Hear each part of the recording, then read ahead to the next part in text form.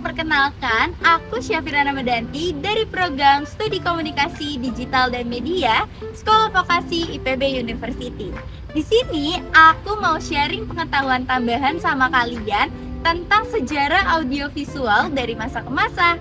Sebelum kita bahas lebih lanjut, yuk kita ketahui dulu apa itu editing. Editing adalah dasar kekuatan kreatif.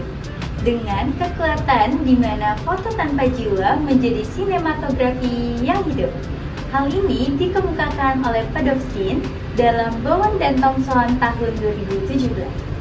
Oke teman-teman semua, aku akan bahas sejarah audiovisual secara jelas dari masa ke masa. Sejarah ini dimulai pada tanggal 28 Desember 1895 dengan ditandai untuk pertama kalinya orang menonton film pertunjukan di sebuah ruangan yang diproyeksikan ke sebuah layar. Lumière bersaudara menyewa sebuah ruangan biliar tua di bawah tanah di Boulevard des Capucines, Paris.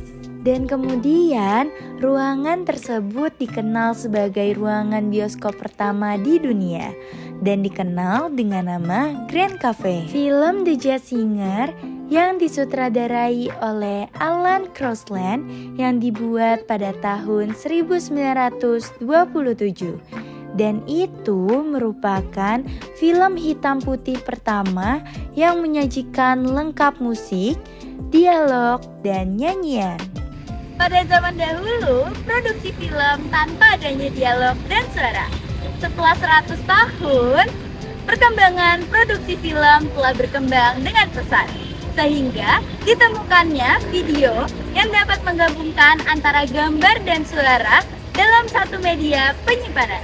Dengan adanya perkembangan zaman, sekarang orang-orang lebih mudah dalam membuat video sendiri untuk tujuan komersial ataupun untuk koleksi pribadi. Kalian tahu nggak tokoh ini? Ini adalah Edwin S. Porter yang mengembangkan media tontonan baru dengan pesat pada tahun 1903 dengan judul The Life of an American Fireman berdurasi 6 menit dengan 20 shot. Nah, setelah kalian tahu perkembangannya, kita perlu mengetahui tentang fungsi editing. Apa sih fungsi editing? Yang pertama, untuk memperpanjang dan mempersingkat waktu. Yang kedua, mengontrol waktu untuk mengatur alur cerita sesuai dengan waktu-waktu yang tersedia. Yang ketiga, memberi penekanan pada shoot tertentu. Hal ini untuk menonjolkan gambar penting yang harus diketahui penonton. Dan yang terakhir, membentuk alur cerita sesuai harapan sutradara. Nah, selanjutnya kita akan bahas tentang tujuan dari editing. Mau tahu kan? Terus ditonton ya teman-teman. Yang pertama, untuk menyusun. Artinya, menyusun ulang gambar bergerak sesuai dengan ide cerita yang ingin disampaikan. Yang kedua, untuk memotong. Artinya, memendekkan audio visual sesuai dengan penempatan waktu dari sebuah cerita. Yang ketiga, untuk menggabungkan. Artinya, membentuk sekuen menjadi suatu cerita yang utuh. Yang keempat, untuk membetulkan.